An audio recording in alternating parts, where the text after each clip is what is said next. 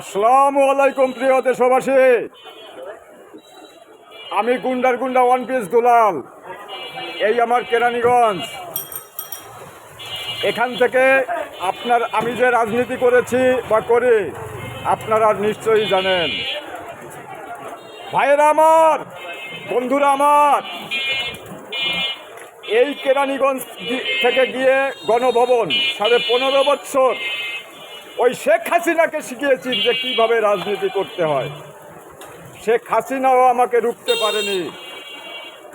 আমি দাবানলের মতো জ্বলে উঠি, আগ্নেয়গিরির মতো ধ্বংসস্তূপে পরিণত করি সব। যেখানে অন্যায় অবিচার সেখানেই আমি। ভাইয়েরা আমার, বোনেরা আমার, এই যে ডক্টর ইউনূস, একে সহযোগিতা করছে সম্পূর্ণরূপে বাংলাদেশ সেনাবাহিনী প্রধান ওয়াকারুজ্জামান। এই জনগণের যে আশা আকাঙ্ক্ষার প্রতিফলন ঘটিয়ে একটা গণ অভ্যুত্থান হয়েছিল, এই লুণ্ঠনকারীরা সব কিছু তার থেকেও ভয়ঙ্কর রূপে আরও লুণ্ঠন করছে।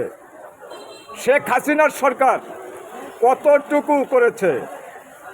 এদের কাছে বাচ্চা এরা ব্যাংক ডাকাতি করে বস্তায় বস্তায় টাকা দেখিয়ে সেই টাকা লুট করে খেয়েছে। আর এখন বড় বড় রাজনীতিবিদ থেকে শুরু করে বড় বড় ব্যবসায়ী যারাই আছে তারাই এদের হয়রানির শিকার। সুষ্ঠুভাবে তদন্ত করলে বেরিয়ে আসবে যে বাংলাদেশ সেনাবাহিনী সব থেকে বড় দুর্নীতিবাজ। এই বাংলাদেশ সেনাবাহিনীর প্রত্যেকটা সদস্যের আগে বিচার করতে হবে।